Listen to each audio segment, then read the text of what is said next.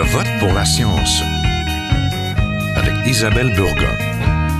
Bonjour à vous, j'espère que vous allez bien. Nous allons vers le Redoux, cela nous donne envie d'être dehors et de marcher au milieu des arbres. Un aménagement forestier gagne certaines villes du Québec. Je veux parler des micro-forêts urbaines où les arbres plantés de manière dense apportent de nombreux bénéfices environnementaux et sociaux.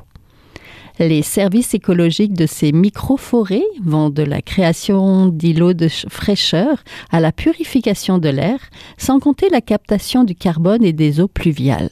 Ce sont aussi des refuges pour la biodiversité et des lieux de socialisation. Lancé il y a près de 50 ans au Japon par le botaniste japonais Akira Miyawaki, ce concept d'aménagement forestier, très populaire au Japon ou en Inde, a le vent en poupe ici. Cela serait prometteur alors que nous cherchons des moyens de lutter contre la perte de biodiversité et les changements climatiques. Quels sont les bénéfices et les services de ces micro-forêts? Ne bougez pas, nous en parlons tout de suite.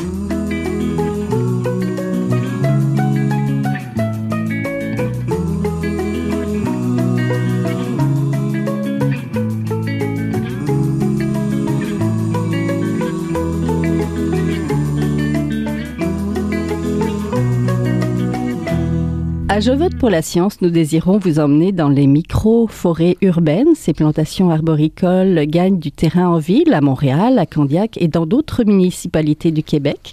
Pour en parler, je suis en compagnie aujourd'hui de François Limoges, maire de l'arrondissement de Rosemont-la-Petite-Patrie. Bonjour. Bonjour. Je suis aussi en compagnie de Marie-Hélène Brice. Elle est botaniste, chercheuse à l'Institut de recherche en biologie végétale au Jardin botanique de Montréal. Elle travaille en dynamique forestière. Elle est professeure à l'Université de Montréal. Bonjour. Bonjour. Je suis aussi en compagnie de Jorge Rojas Arias, chargé de projet chez Arbre Évolution, une coopérative de solidarité qui œuvre dans la plantation d'arbres, la restauration d'écosystèmes et la transmission de connaissances. Bonjour. Bonjour. Donc, au Québec, les micro-forêts urbaines se comptent presque sur les doigts des deux mains. Il y en a une à Saint-Constant, une sur l'île Saint-Bernard à Châteauguay, une dans l'arrondissement de Rosemont-la-Petite-Patrie de Montréal. En fait, il y en a 4. La municipalité de Candiac a la sienne depuis l'été dernier et une autre devrait voir le jour à Boisbriand. Monsieur Limoges, pour commencer, c'est encore une idée relativement nouvelle au Québec. Oui, c'est une idée assez nouvelle au Québec. C'est une idée qui nous vient du Japon, qui est une méthode qu'on appelle la méthode de Miyawaki et que personne dans l'arrondissement qu'on a choisi d'implanter assez rapidement, qu'on a fait, on a pris la méthode Miyawaki, on l'a mis à la sauce nord-américaine naturellement parce que c'est difficile d'importer le concept très exact. Mais on le fait parce que on le fait dans Rosemont, premièrement parce qu'on est un arrondissement de transition écologique, mais deuxièmement parce que c'est une mesure qu'on peut faire facilement à un coût raisonnable en impliquant les communautés et qui met énormément, sur lequel on parie qu'il y aura un apport en biodiversité très intéressant dans nos parcs et nos espaces verts. Oui. Pour l'instant, vous en avez 4, c'est ça? Oui, 4, on en a 4, mais on ne s'arrêtera pas à 4. Entendu. Professeur Brice, quelle est la différence entre une forêt urbaine et une micro-forêt urbaine? Il y a plusieurs différences quand même.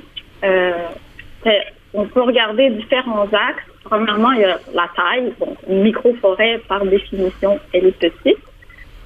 Alors que les forêts urbaines peuvent être de taille très variée. Il y en a des très grandes, comme on a le Mont-Royal à Montréal. Puis la taille souvent est associée à une plus grande diversité et plus de fonctions écologiques. C'est une différence majeure. Donc, une micro-forêt, de façon générale, c'est super, mais une grande forêt, ça va être encore mieux, et tu vas avoir plus de biodiversité. Oui, une micro-forêt. Le Mont-Royal, c'est pas une micro-forêt? Non, c'est ça. Ça, c'est une vraie forêt urbaine. C'est beaucoup plus grand que ce qu'on va pouvoir créer de toutes pièces du jour au lendemain. Les micro-forêts, donc c'est pas nouveau, le botaniste japonais Akira Miyawaki a élaboré ce concept d'aménagement forestier dans les années 70. Qu'est-ce que ça prend pour faire une micro-forêt urbaine, justement, M. Rojas Arias?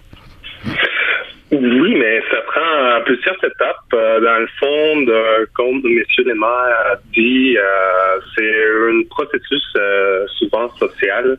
Donc, il y a toujours une implication de la communauté locale qui a lieu. Puis, dans le fond, il y a plusieurs étapes pour réaliser une microforêt. Bien sûr, la planification, c'est important. Puis, d'abord, j'aimerais juste ajouter que d'habitude, on fait des microforêts dans des zones perturbées par les activités anthropiques, fortement perturbées. Donc, ça prend une étape de travail du sol. D'habitude, on le fait dans des zones gazonnées.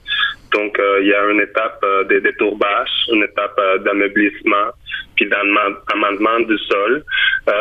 Puis, éventuellement, qu'est-ce qu'on cherche avec la microforêt? C'est de s'approcher une forêt mature. On essaie de sauter les différents stades successionnels écologiques. Donc, on va s'approcher à qu'est-ce que la forêt mature dans cet endroit aurait avoir lieu là, c'est mettons la végétation naturelle potentielle de cette région. Donc, on va sélectionner des essences qui auraient poussé là si aucune perturbation n'aurait eu lieu par l'activité anthropique. Donc, après avoir travaillé le sol, puis après avoir choisi les essences, on va faire la plantation à une très haute densité. D'habitude, nous, on plante 3 arbres par mètre carré. Donc, c'est une plantation hyper dense. Puis, normalement, dans les villes, les arbres, on les plante à quelle distance? Mais il y a plusieurs politiques. Il y a des arrondissements qui les font à 4 mètres. Il y a d'autres qui les font à 3 mètres. Il y a des municipalités. Ça dépend vraiment des les terrains puis l'objectif de chaque plantation.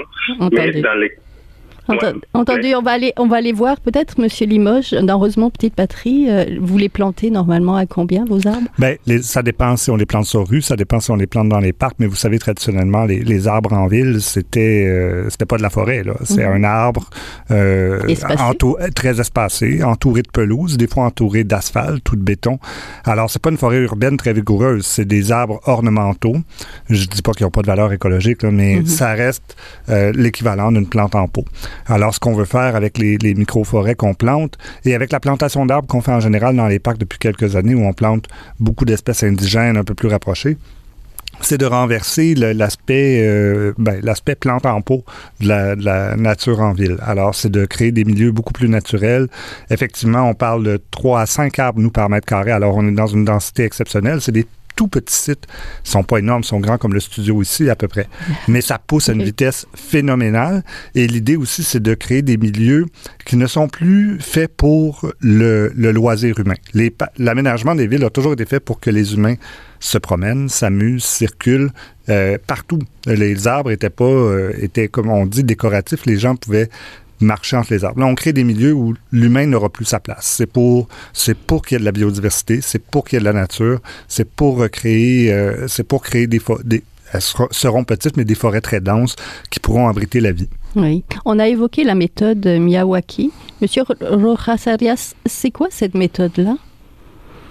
Mais justement, c'est un peu ce qu'on a décrit. C'est une méthode où on va aller chercher des essences indigènes pour se rapprocher à une végétation naturelle potentielle, puis où on va travailler le sol, parce que d'habitude, comme je disais, on le fait dans des endroits très perturbés, donc il faut travailler le sol, et puis il faut les nourrir avant de planter les arbres. Puis un aspect très, très important dans la méthode, c'est l'aspect communautaire, l'aspect participatif, où on va impliquer les gens de la communauté pour qu'eux, ils aient un sentiment d'appartenance à cette micro-forêt, finalement.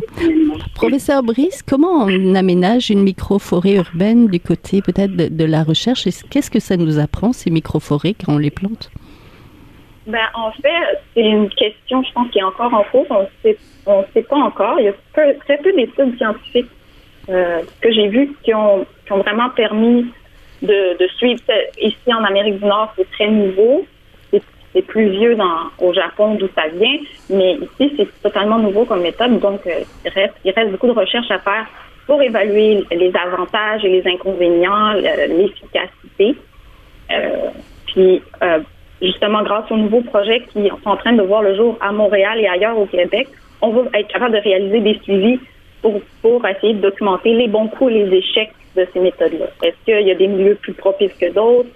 Quelles espèces survivent bien? On les sélectionne dans la végétation potentielle, mais quelles espèces survivent bien dans le contexte urbain?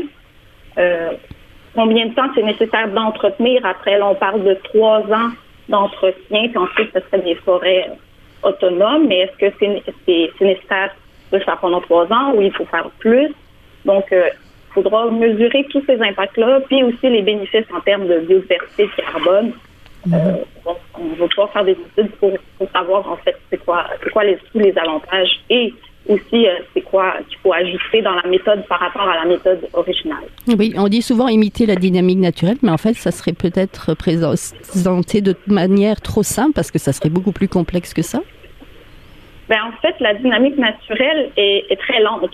La succession végétale va s'étaler sur de nombreuses années. Donc, une forêt mature, ça prend des centaines d'années à s'installer. Puis ensuite, il y a une dynamique qui s'installe dans ces forêts matures-là. Dire qu'on peut le faire en 20 ans, c'est peut-être un peu exagéré, mais reste qu'en plantant directement les essences de fin de succession, il y a peut-être moyen justement d'accélérer un peu. En plantant de façon dense, ça pourrait empêcher les espèces exotiques envahissantes d'entrer. C'est ce qu'il y a souvent dans les boisés urbains plus naturels des villes. Donc, ça peut permettre d'accélérer un peu la dynamique. Oui, une forêt mature, c'est quel âge à peu près, juste pour savoir? Plusieurs centaines d'années. OK. Oui. Ça dépend des régions, mais oui, c'est plusieurs centaines. Oui, monsieur Au-delà de 100 ans, on considère que c'est une vieille forêt. Entendu. Monsieur Limoges, qu'est-ce qu'on retrouve dans vos microforêts? Là, on a dit des espèces indigènes, mais on veut savoir quels arbres on met dans ces microforêts. Est-ce que c'est les mêmes arbres qu'on retrouve justement de manière ornementale sur le bout des trottoirs? Non. En fait, on a fait 2 types de microforêts dans Rosemont la Petite Patrie. Les 2 premières étaient vraiment basées sur l'idée de Miyawaki, de la méthode là, de planter des espèces de fin de succession. On l'a dit, une forêt, c'est plusieurs successions de végétaux au fil des ans. Alors, les 2 premières étaient des forêts de fin de succession. Les 2 plus récentes, on a divergé encore plus parce qu'il y a un aspect, dans l'arrondissement, là, ce qu'on fait, il y a un aspect laboratoire à nos laboratoire urbain à nos plantations de microforêts. On prétend pas, justement, le professeur Brice l'a dit, on s'attend pas, on n'a pas encore les résultats. Alors, c'est un travail de longue haleine qu'on entreprend. On veut justement être le laboratoire pour mesurer qu'est-ce que ça va donner. On prétend pas que ça va donner, que ça va capter tant de tonnes de carbone ou créer tant de biodiversité. On veut le voir. Alors, on essaie différentes choses. Les 2 premières étaient des fins de succession. Les 2 dernières, on a été pour beaucoup plus de biodiversité, donc beaucoup plus d'espèces indigènes différentes. Donc, qu'est-ce qu'on y retrouve? On y retrouve beaucoup, on a été selon le domaine bioclimatique de notre région, et c'est les érablières à carrier cordiforme. Alors moi, je suis pas du tout... je suis pas du tout botaniste, là. Alors, ça se peut que je massacre le nom des espèces, mais c'est l'érablière à carrier cordiforme. Les espèces, le carrier cordiforme, le carrier ovale, l'érable à sucre, l'érable noir, le hêtre à grande feuille, le charme de Caroline, l'ostrier de Virginie, la pruche, le chêne rouge, le chêne à gros fruits, l'orme d'Amérique, et pour n'en nommer que quelques-uns. Oui, en fait, c'est ce qu'on retrouve dans les forêts autour de nous. Exactement. On essaie de replanter ce qu'il y avait avant l'intervention humaine ici. Et on a parlé tantôt de l'aspect participation citoyenne qui est majeur, parce que quand on plante un arbre de 10 ans qui a été élevé dans un champ là, qu'on achète sur le marché, il faut un appareil mécanique pour creuser un trou. Les racines sont devenues assez grandes. Ça prend des gens qui sont capables de faire cette plantation-là. Ça prend des spécialistes. Alors que là, on plante des petites pousses de 30 à 60 cm. Alors ça peut être planté par des élèves d'une école secondaire, par des comités de voisins. Ça peut être planté par un peu tout le monde et c'est vraiment intéressant parce qu'il y a une participation à la microforêt. L'an dernier, quand on a fait la plus récente, là, c'était effectivement des élèves d'une école secondaire et il y avait une fascination là, à avoir les mains directement dans la terre et à planter des pousses qui allaient devenir éventuellement des arbres. Alors, il y a une participation humaine qui est vraiment intéressante. Oui, M. Rojas Arias, justement, l'avait évoqué. Il y a un aspect social dans ces aménagements des microforêts qui sont faits par les citoyens. Donc, pourquoi c'est important de faire participer la communauté et les bénévoles, finalement, qui vont planter, M. Rojas Arias? Oui, moi je trouve que c'est essentiel, comme M. Lemar l'a dit, c'est une étape où les gens s'approprient vraiment de son environnement, puis ça contribue à la sensibilisation de ces gens-là. D'habitude, nous, on les fait avec des bénévoles, des adultes, mais aussi des adolescents, des enfants, puis je trouve que c'est une leçon extraordinaire pour eux autres, là, de mettre les mains dans la terre, de sentir qu'ils sont en train de faire un impact direct sur l'environnement. Et moi, je trouve que c'est une façon très appropriée d'être sensibilisé aux enjeux environnementaux de nos jours. Aussi, peut-être de lutter peut-être contre l'éco-anxiété, parce que j'imagine que si on passe à l'action, ça nous permet justement de faire un petit pouce de ce côté-là. Professeur Brice, quels sont les bénéfices écologiques et sociaux des microforêts urbaines, selon vous? Il y en a de très nombreux bénéfices écologiques et sociaux. Des forêts, de façon plus générale, des arbres et tous les espaces verts qu'on peut trouver en ville. Ça peut être d'abord un des effets qu'on cherche beaucoup en ce moment dans la crise climatique, c'est la réduction des îlots de chaleur en ville et créer des zones de fraîcheur. Donc, pour ça, les micro-forêts, s'ils sont dans des milieux très urbanisés, vont vraiment permettre d'avoir un effet bénéfique pour créer des zones de fraîcheur en créant de l'ombre et en faisant de l'évapotranspiration. Les forêts vont aussi améliorer la qualité de l'air en absorbant des polluants puis en fixant les particules fines de pollution. Ils peuvent aussi piéger le carbone dans leur biomasse, donc dans le tronc et dans les racines. Ça va aussi favoriser la rétention et la filtration des eaux de ruissellement, qui est particulièrement important quand il y a des très fortes pluies. Donc, ça va réduire la pression qui est mise sur les infrastructures de drainage. Puis aussi, ça apporte un habitat pour la biodiversité. Donc, ça va permettre à des espèces de champignons, toutes sortes de plantes, des insectes, des oiseaux. Des écureuils, par exemple. Et on en a déjà beaucoup. Et ça va assurer, dans le fond, une connectivité avec d'autres écosystèmes forestiers. Donc, en mettant des micro-forêts, on peut faire une connexion avec des écosystèmes forestiers plus grands. Puis, tous ces bénéfices écologiques-là, en fait, vont amener des bénéfices à la société. Donc, en réduisant les îlots de chaleur et la pollution, ça donne une meilleure santé physique de la population, donc une meilleure qualité de l'air, une meilleure qualité de vie. Souvent, les parcs sont associés à des gens plus actifs parce qu'ils vont pouvoir aller se promener, donc une meilleure santé, encore une fois, puis une meilleure santé mentale. Donc, vraiment, on va aller amener tout un tas de bénéfices qui sont à la fois environnementaux et sociaux. Oui, M. Limoges a dit qu'on ne pouvait pas marcher dans ces microforêts. On va marcher autour de la microforêt. Justement, M. Limoges, quels sont les bénéfices pour l'arrondissement de Rosemont d'investir dans ces microforêts? Parce qu'il faut acheter des arbres. Il faut acheter des arbres, mais c'est vraiment pas très cher quand on achète des petites pousses de 30 à 60 cm versus acheter des arbres de 10 ans. Des arbres de 10 ans, c'est entre 300 et 500 $ l'unité. Les petites pousses, c'est quelques dollars l'unité. Alors, c'est vraiment... C'est pour une économie de prix, finalement. Non, c'est pas pour une économie de prix. C'est vraiment dans un...